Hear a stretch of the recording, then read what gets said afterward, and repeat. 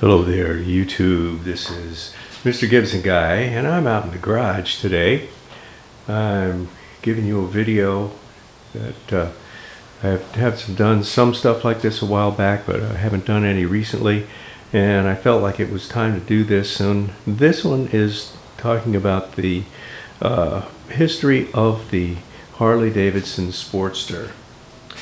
Let's see, I got a Sportster here, and I got a Triumph here. So let's take a look up a little bit closer here. Get behind the camera today. There it is. This is my Sportster. This is a 2002, which makes it 22 years old. So it's just a baby, but this has been customized a great deal, and it's a 1250 kit on it and all kinds of stuff. But it's basically a really high performance Harley Davidson Sportster. It's from back in the days when they actually did really have some performance in the Sportsters, and we'll talk about that some more. I want to start out with I'm going to have a recommendation for it here, but looking at this after World War II, a new peacetime economy blossomed, and returning military veterans were seeking different forms of transportation when they returned back from the war. As far as two-wheel transportation in those days, the only companies that were left in the States was Harley Davidson and Indian. And Indian was kind of going downhill fast at that point. But the troops who had been returning from Europe, many of them had been exposed to European and British motorcycles during their time in theater, and a lot of them found that they preferred the lighter weight and more responsive handling that they got from the lighter bikes at the time. I'm going to show you one here if you wanted to get some first-hand experience on seeing what the bikes were looking like at this time. Here is a movie. Let's see if the autofocus will work on it. Here we go. This movie is called The Wild One, with Lee Marvin and Marlon Brando, two very young actors at the time. This took place, I think, in 51 or 52, before my time. But in this movie, Marlon Brando and all of his guys ride British motorcycles, Triumphs, BSAs, Nortons. I didn't see any Vincent in there. You have to watch closely, but if you get a chance to see this movie at some point, you say, wow, they really are. They're all riding British bikes in 1950, all the guys from that gang. And then the other guys from Chino's gang, that was Lee Marvin's character, they all rode Harleys. And you can see that plain as day of those very old Harleys that they had there. Now, this is not a Triumph Thunderbird from 1950 like you would see Marlon Brando riding. But if you watch the movie and you take a look, you'll see that the 1950 Triumph Thunderbird looks remarkably similar to a 2007 Triumph Bonneville. And they really did keep much of the very same look from the old bike all the way into a new millennium and a new bike. But so why do we stop and look at the Triumph? Because that was what was influencing Harley Davidson, because there was so many American motorcyclists who liked the Thunderbird or the British bikes that were similar to it. So in the early 50s, Harley started developing a rival to the short wheelbase and lightweight Thunderbird. In 1957, this is where it finally happens, they introduced the Sportster. It had a much shorter wheelbase than the FL, it was much lighter than the FL, it was a little smaller in displacement, but it also had the most modern engine design that Harley Davidson carried. This was right when knuckleheads were giving way to bandheads in the FLs. But in the XL, this new one, they had taken what was their their 750cc or 45 cubic inch side valve engine and had converted it into an iron head overhead valve engine for the Sportster. It, like the KR or WR, like those models, it had unit construction, which you didn't have in Triumphs yet, you didn't have in the other Harleys yet, and even to this day, Harley Davidson FLs are not unit construction. But that unit construction means that the engine, the crankcase, the transmission are all one unit, and they share all the same oil. As opposed to with, if you have a modern day FL, you'll see that it cuts off right behind the cylinders, and then there's a separate transmission which has its own fluid in it, and there's more stuff to leak. So the most modern design was overhead valve and unit construction, which this Sportster has had from its very inception in 1957. So the very first Sportsters were considered dirt bikes or track bikes. Lighting was optional in the first few years of the Sportster because it was a high performance bike. It was a lightweight, short wheelbase, quick handling bike meant for racing, and not the long wheelbase, heavyweight, luxury touring bikes that the big FLs were at the time. They were meant for the highways, and they had a long wheelbase to give it supposedly a little bit smoother ride, although they still had a rigid suspension in it. So, first Sportsters were race bikes. That's what they had come out with, something that would compete with the Thunderbirds and the BSA A7s and the Norton Atlas. Oh yeah, that was a big bike at the time. So Harley gradually had the Sportster morph into more and more into a scaled down big twin. They had electric starter, they had saddlebags, they had windshields, they put bigger fenders on them, all these things, and they just kind of made the Sportster like a smaller FL. But it still was not really meant for anything else. They didn't put any money into it, they didn't develop it, they just, put some bigger tanks on it, bigger fenders, but not, maybe even some floorboards at some time. I hope not. I hate to see a Sportster with floorboards, but that was all the cheap stuff. They didn't have to engineer anything. But then in 1982, and now 82, this is right at the end of the AMF days when AMF owned Harley Davidson. And this was actually one of the things that was developed under AMF, which was a very positive point for the Sportster. And that is, the Sportster gained an all-new, all-steel frame, followed by improved forks and shocks, which greatly improved the handling of the Sportster. Now my bike is obviously 2002, it's much older, much newer than that, even though it's an older bike. But after I got it, I got modern fork springs that I put into the fork, and then some modern rear shocks and it's greatly improves the handling. Also, because this is a high seat model, this is before the huggers, it has a lot of shock travel in the back. What they did with the Sportsters was they started putting shorter and shorter shocks on it and bringing the back wheel down, or the back fender and the seat down lower and lower and lower for short riders or for female riders who didn't really have the ability to reach the ground with a 31 or 32 inch seat height. So they started lowering it, and they did that by taking out shock travel and fork travel. Well, what happens when you take out shock travel and fork travel is you start to mess up the handling.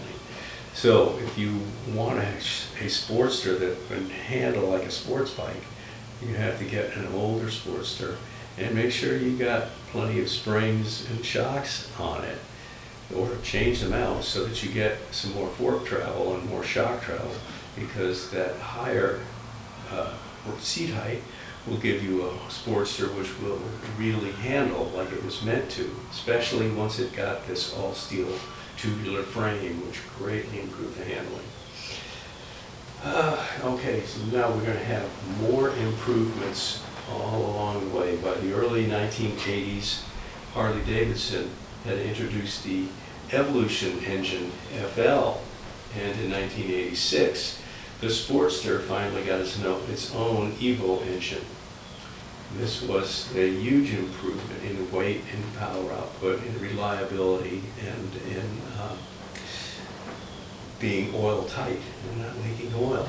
So an Evo engine, the Evo engine has been referred to by most all Harley Davidson people as the best engine that Harley has ever made. And we were really fortunate in '86 when they scaled down an Evo and put it in the Sportster.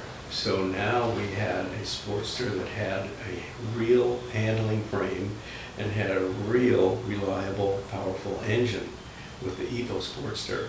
And to this day, the Sportsters remain Evo powered, even though the Evo big twins have been replaced again and again and again and again by inferior engines.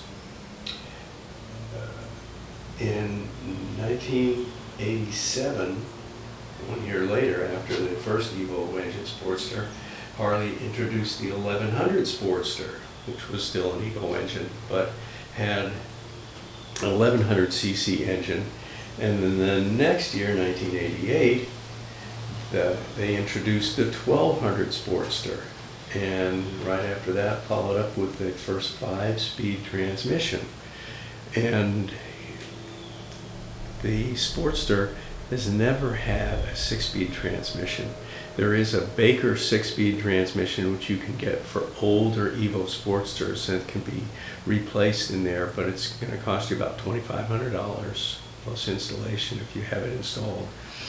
If you really need a 6-speed, but the regular Sportster is not a high-speed engine, it's a low-speed engine. So you don't really have any great advantages in having a 6-speed transmission in it. It's just another selling point. But you would probably go just as fast with a 4-speed transmission as you could with a 6-speed transmission. In 1993, Harley finally replaced the chain vital drive with the belt drive, which is what my Sportster has on it, and all Sportsters ever since then. And why do you have the belt? Well, the belt is silent. It takes virtually no maintenance whatsoever.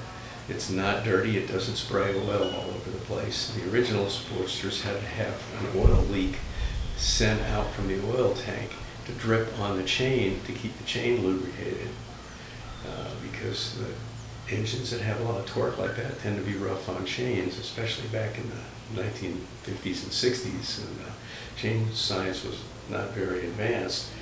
But now with the belt drive, you have a quieter drive. It doesn't make noise. It doesn't get rusty. It just keeps going and going and going smoothly, and smooths out the whole thing.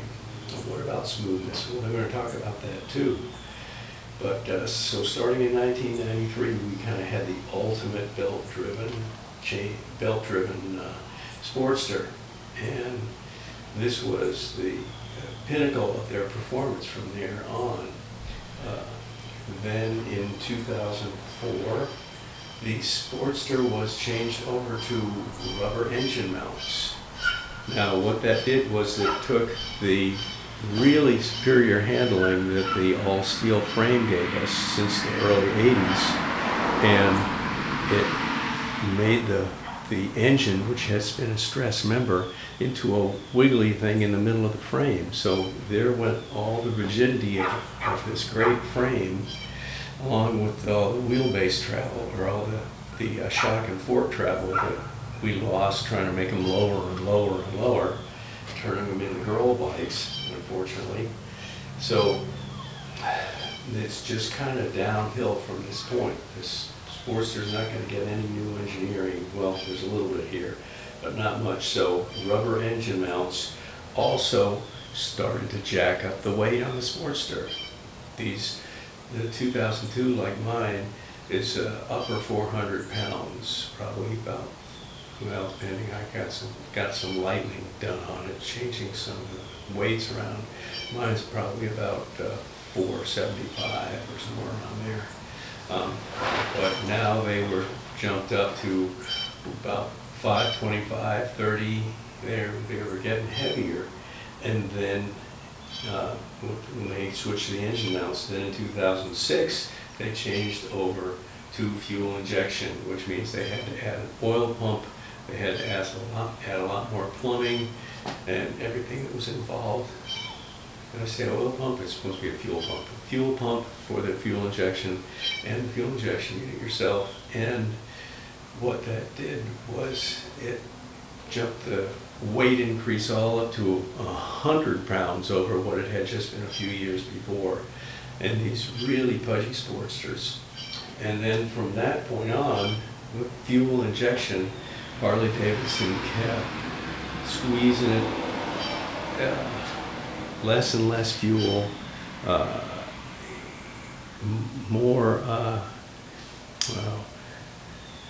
more pressure on it, and less output, because they kept having to thin it out because of these emission restrictions that had to run it leaner and leaner and leaner, and the heads hotter and hotter, because you didn't have as much fuel going in, liquid fuel going into the cylinders to cool the heads down. So these hot running, lean running late model Sportsters were heavier and heavier and had less and less power and torque to go with it. So the result was that you had a Sportster which had kind of lost the sport. When I got my Sportster, and I got this one 12 years ago, 11 or 12 years ago, and when I got mine, I specifically picked an older one that is going to have the vibration, doesn't have the rubber mounts, it's not going to have fuel injection. It's going to be a real performing motorcycle, because I wanted to have a Sportster which was a hot Sportster. And during the late 80s and early 90s, the Sportster was the fastest bike that Harley Davidson had. The 1100 and 1200 Sportster. It beat everything else, and that was their top performer. And then it's just been kind of downhill from there. But this one just seems like it's going to go and go and go forever, and I've been really happy with it.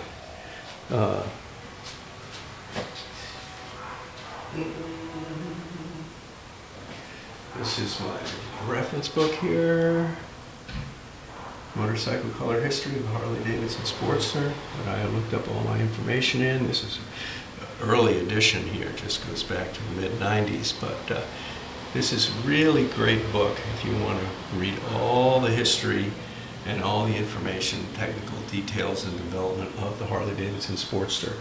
It's a wonderful motorcycle. And I think I got it before any of my other motorcycles, and I think it'll be the last one that I sell. And I will keep that as my ultimate motorcycle. So that is your history of the Harley Davidson Sportster. Thanks for tuning in today, coming by this channel, and check back with me. I'll have other motorcycles. Haven't done any motorcycle reviews in a long time, but I'm starting doing some of those again. All right, so until next time, this is Mr. Gibson Guy, and I am out of here.